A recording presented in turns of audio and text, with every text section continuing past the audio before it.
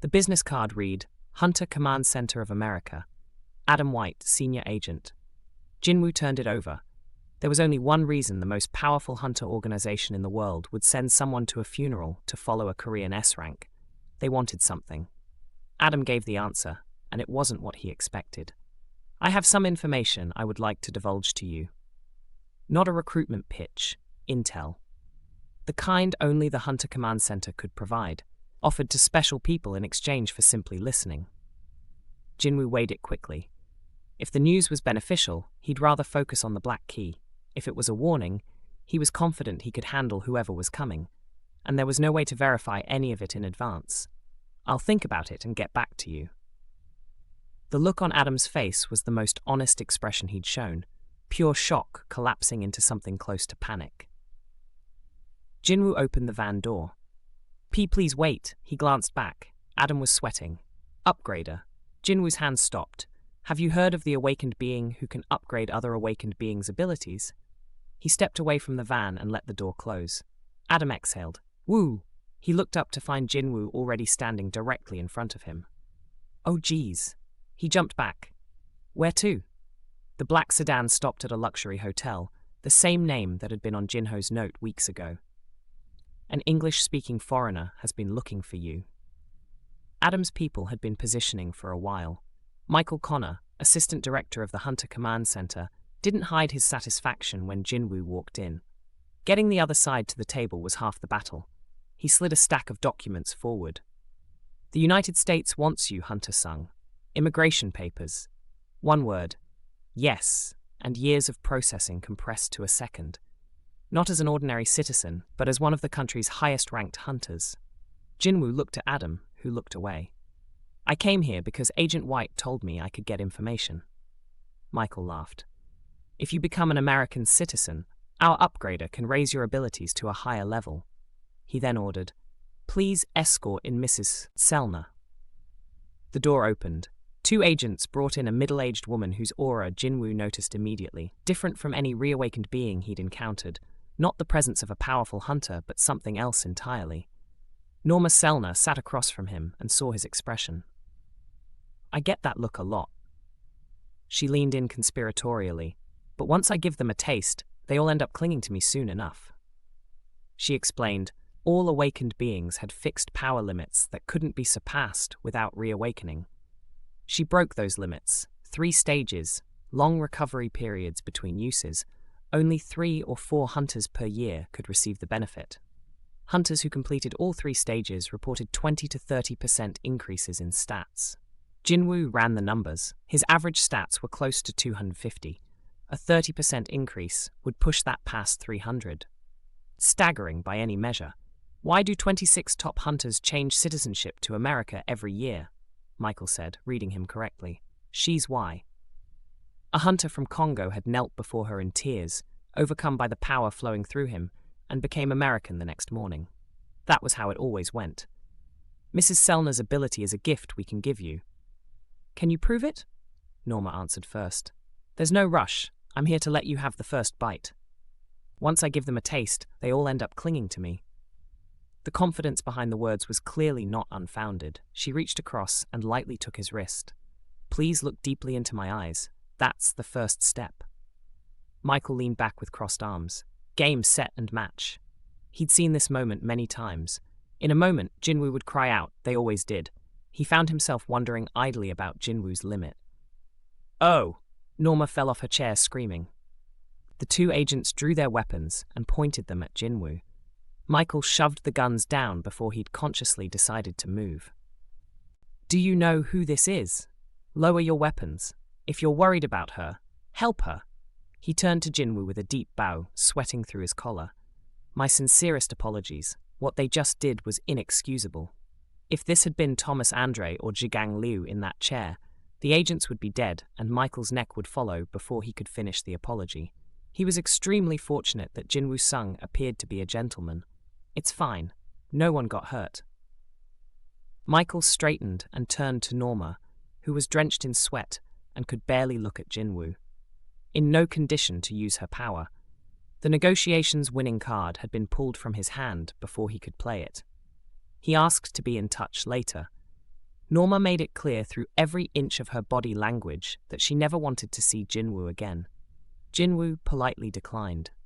In traffic on the way home, which was why he needed to take the subway, he reflected on it. Norma had encountered something when she looked at his eyes, something that had frightened her at a level deeper than the rational. He suspected her ability would have had no effect on him regardless. He was too fundamentally different from other hunters. The system wasn't a fearsome entity, it was his benefactor. But from the outside, how would others see it? No need to waste more time. Meanwhile, President Matsumoto arrived at the Korean Hunters Association with documents and a plan he was confident would work. He presented President Go with a memorandum. Japan was surrendering all rights to the Jeju Island essence stones. President Go read it twice. Why? Instead, please hand over Hunter Jin-Woo Sung to us. President Go laughed. Unfortunately, he's not a member of the association. Matsumoto pressed forward, not demanding custody, just an introduction, a chance to negotiate. Japan had lost 10 S-rank hunters. Enormous hazard pay sat unspent. They had money and reasons to spend it. I refuse, said President Go. Matsumoto was shocked. He'd expected reluctance, not rejection before talks even began. Are you worried you'll lose him to Japan? No. I'm saying you have no right to a single essence stone on Jeju Island to begin with. The Japanese interpreter quietly asked whether he should translate that word for word. Every word, said President Go. Matsumoto's face went red. Then Go dismissed the interpreters and switched to Japanese. Rusty from years of disuse. His father had run a small business in Japan when Go was young. He spoke directly. Matsumoto threatened first. 10 S-rank hunters sacrificed, compensation and essence stones both owed, or Japan would take the matter international. President Go asked a simple question. Japan had assigned Korea to take down the Queen, the most dangerous task, while sending their own elite as distraction. Why hadn't they done the opposite? And why had the Japanese hunters retreated after only 10 minutes before the monstrous king had even appeared? Matsumoto produced a recording device with a tight smile. Everything Go had just said, unwitnessed, made for a useful file. Unfounded accusations, failure to honor agreements. The file had already uploaded to a server in Tokyo. President Go reached into his jacket pocket and placed a small black cube on the table. Hunter Sung discovered this at the scene and gave it to me. A black box, from a communication device used by Goto's team. Matsumoto's color drained. President Go played the audio. Ryuji Goto's unmistakable voice. How long has it been since the Koreans went in? About 10 minutes. It's about time to start retreating. He paused the recording. Do you know why I haven't made this public? He waited. Because I wanted the Korean people to enjoy our victory without having it tainted. I held off for my people, not yours. The recorder slipped from Matsumoto's hand. President. Go crushed the audio player to pieces with one hand. Get out of my office this instant. Matsumoto didn't leave. He knelt on the floor and pressed his forehead down. The president of the Hunters Association of Japan, prostrating himself. Without half its S-rank hunters, Japan faced catastrophe if an S-rank gate opened on home soil. If this recording went public, they'd be internationally isolated. He begged with everything remaining to him. President Go took out his phone. You have 5 minutes. He held it up. If you're not gone by then, every reporter on this contact list receives a text saying the president of the Hunters Association of Japan is on his knees begging me for forgiveness. Matsumoto rose on unsteady legs and fled. President Go leaned back and exhaled. We all must atone for our sins. He held the fate of the Hunters Association of Japan in his hands and intended to keep it there. Then his phone rang. A B-rank gate appeared in the middle of a Seoul road. And wasn't Hunter Sung's guild office near there? Jin-Woo was already stuck in the traffic the gate had created. He got out and walked toward the manor. Reporters surrounded the portal. Association employees were establishing a perimeter. A female employee with the posture of someone who had memorized every procedure in the handbook blocked his path. Hold on, you can't come in here. He showed her his ID. Her eyes went wide. S-rank. She held firm. No raid permit. Minimum squad members required. The rules existed to protect hunters, including S-rank ones, and she wasn't about to bend them. Jin-Woo didn't argue. He made a call and handed her the phone. Hello? This is President Go. She didn't know where to look. Yes, sir. No, sir. Yes, sir. Will do, sir. She returned the phone with a defeated expression. As Jin-Woo passed her, he said quietly, "Thank you. Pardon for worrying about me. You were just messing with." He was already inside the gate. He returned a few minutes later to find her still standing there, pale with guilt, imagining the worst. When she looked up and saw him unhurt, the color that returned to her face was a different shade than before. Jin-Woo grinned. He then asked a nearby truck driver if he could buy an empty potato sack, just the sack. The driver stared at him. At the guild office, Jinho greeted him. Jin-Woo dropped the potato sack on the floor. It landed heavily. Jinho looked inside. Essence stones, packed full. "Boss, what's all this?" "I ran into a gate on the way here." Brief silence. "You're incredible, boss." Jinho had stopped trying to apply logic to this man.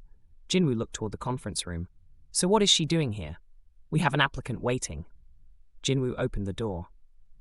Hain-cha was sitting inside, quietly drinking a canned coffee that Jinho had run out to buy because the office had nothing. She looked up. "What are you doing here?" "I wanted to join the guild." He sat across from her and processed this. Hain-cha, vice president of the Hunters Guild, the best in Korea, S-rank hunter. She wanted to join a guild that hadn't officially formed and was currently operating from a conference room with no coffee machine.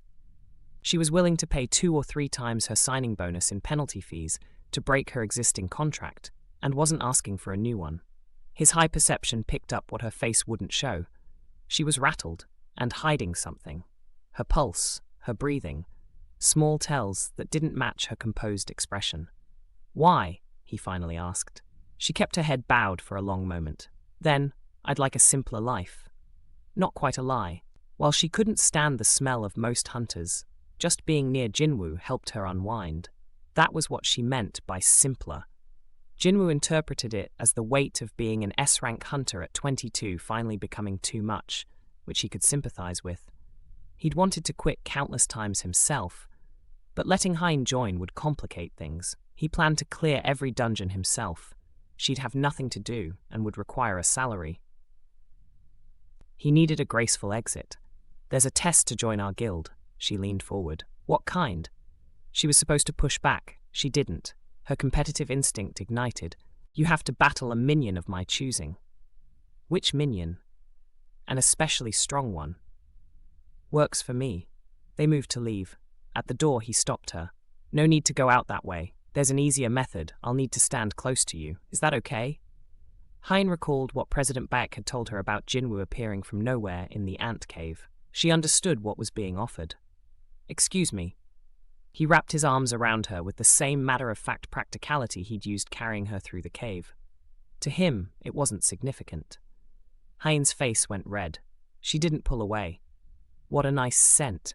You might feel dizzy." He checked his grip. She wrapped her arms around his waist. "Okay, shadow exchange." The room emptied. Jinho walked in with tea and snacks, and made eye contact with a confused-looking high-orc shadow soldier. He dropped everything. Glass shattered everywhere. When he opened his eyes, the soldier was gone. "Have I been pushing myself too hard?" He looked around. Where did the boss and Hunter Cha go? The gym lights came on as they materialized. Hein stared at her surroundings, then at him.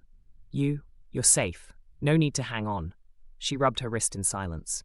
He summoned Igris, his best swordsman, jet black armor, red mane on the helmet. Before the match, he asked Hein to turn around. She did. He gave Igris the Demon Monarch's sword. When she turned back, the blade crackled with blue electricity. She'd left her sword in the car. He asked about the pickaxe, the one she'd been holding in the High Orc dungeon. She flushed crimson. He grinned. "I'm only kidding." She found a replacement in the equipment room and came out ready. The match lasted until she severed Igris's left arm. Jin-Woo called it. She lowered her sword. "This one doesn't count." She walked toward him until one step separated them. "Was that really your strongest?" When he shook his head, she asked for what he'd promised. "You might get hurt." "That's okay. I've wanted a rematch. I've seen the footage. That fire-breathing minion was the High Orc Shaman, the A-rank boss. You would have done the same with the Ant King." She'd taken the test assuming that was the opponent. Defeating Igris meant nothing. Jin-Woo nodded. "Beru, A shadow cloaked in smoke emerged. Hein took an instinctive step back. The creature's killing intent, the concentrated presence of something born to hunt hunters, hit the room like a change in air pressure. Her face went pale. Defeat her without hurting her. Beru bowed. As you wish, my king. And hurt her, and you'll be in a world of hurt yourself. Begin. Beru's plan: overwhelm her so completely she lost the will to fight. He disappeared and reappeared in front of her. She struck dozens of times. He avoided everything without moving his feet. His afterimages blurred. She attacked his neck and he leaned back 2 inches. Changed her pattern. He changed nothing. The gap was absolute. Yet she didn't stop. Beru grew irritated. He stood before her, looked her in the eyes, attempting to activate the ancient prey recognition that should be screaming predator. It didn't work. Her final card was Sword Dance, fluid, increasingly fast, genuinely beautiful.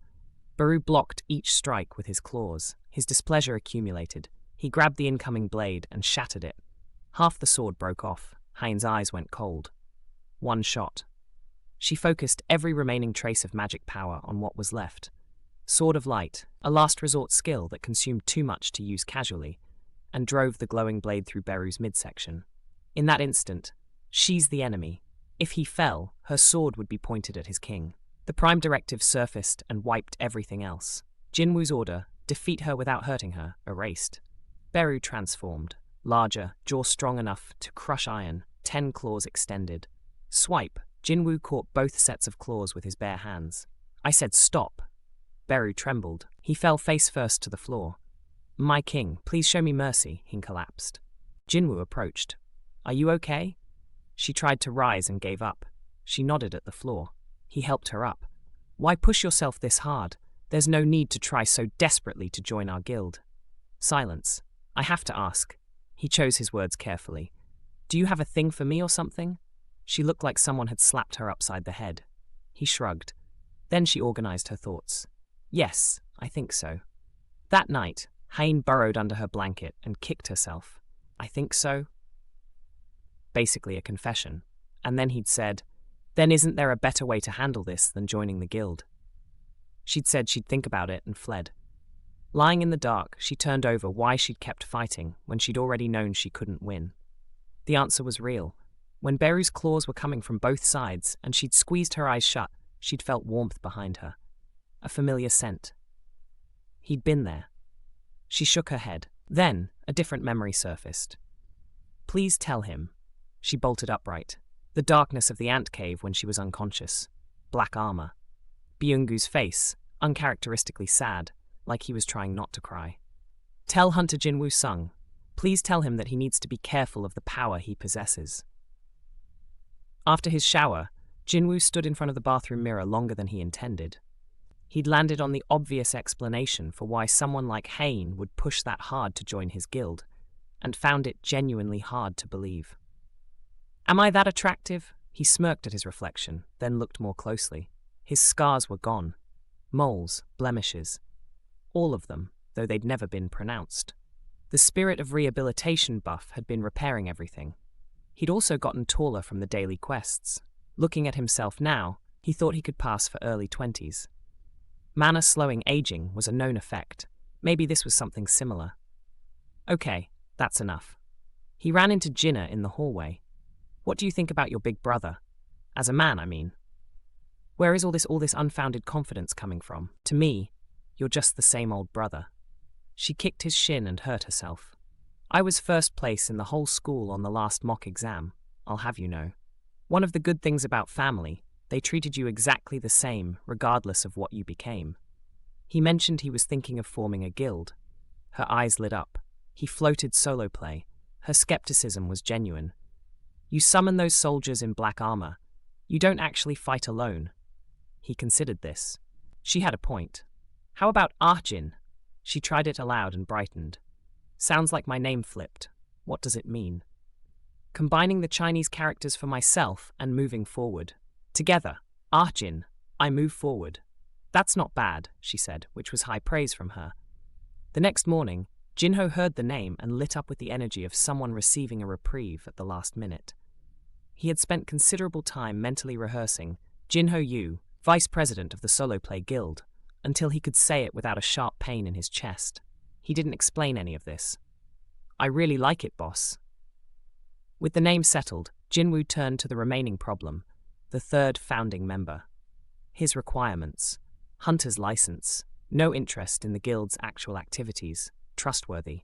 Jinho immediately recognized the description and was about to say something when there was a knock at the door. Jong-soo Park, guild master of the Knights Guild, and his vice master had driven from Busan specifically to meet Jin-Woo. They explained with some difficulty.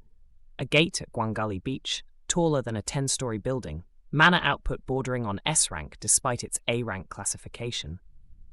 No S-rank hunters in their guild. The association wouldn't issue the permit without one. If they passed on the gate, another guild took their territory. If they pushed through alone and it went red, people died. Jong-soo showed news footage, civilians filming from a distance, voices laced with genuine fear. Jin-Woo's heart rate climbed for the first time in weeks. Good experience. Jong-soo offered 20%. 50-50. Jong-soo's pen quivered mid-reach. The silence stretched.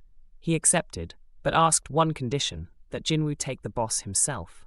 Jin-Woo raised his hand to his chin to cover the smile threatening to escape. He waited a beat, then sighed, as if conceding something significant. "All right, I'll do it." Under the table, Jong-soo pumped both fists. As the meeting wrapped up, Yoon-tae came back from the restroom and yelped, "B-boss, that shadow just moved from that side to that side." Jong-soo gave him a long, flat look. "Have you been drinking?" "I only had a couple cans of beer at the rest stop." "Didn't I tell you to be careful on official business?" Yoon-tae bowed to both men, deeply apologetic. Jong-soo kept his head pressed down. "Please forgive the disruption. He talks nonsense when he drinks." "Shadows can move around sometimes," Jin-Woo offered generously. As they concluded, his phone vibrated, an unknown number. He answered it and heard a familiar voice. "Hello, dear." He felt relieved, and almost without noticing, slightly disappointed at the same time. "Did you buy a cell phone, Mom?" She had. Wanted to hear his voice as soon as she did. Went alone, no need to bother Jinah when she was studying. He sighed to himself. His mother thought about her children constantly, and herself rarely. After the call ended, he stood still for a moment. Who was I expecting it to be? He smiled.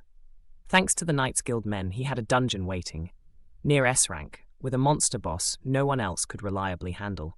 50% of the proceeds. His heart was racing properly for the first time in a week.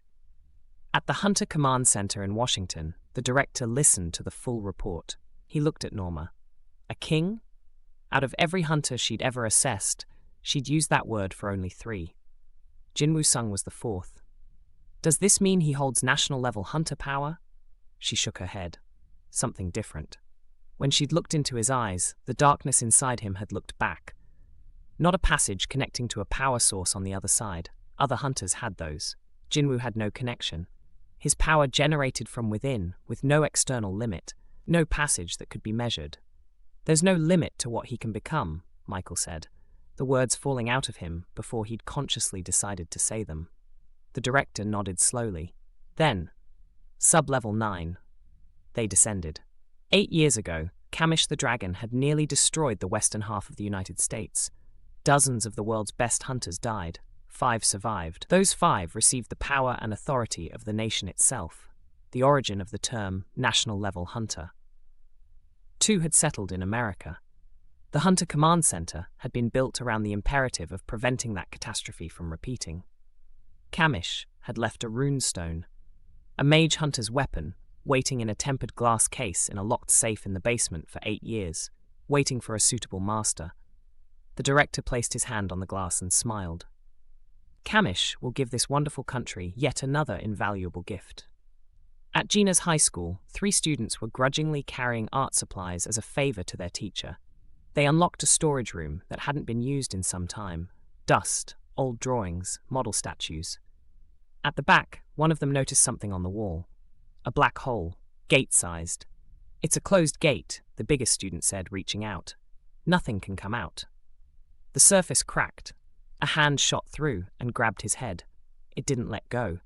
There was a sound like a nut cracking. Then the gate shattered like glass, and magic beasts began pouring into the world.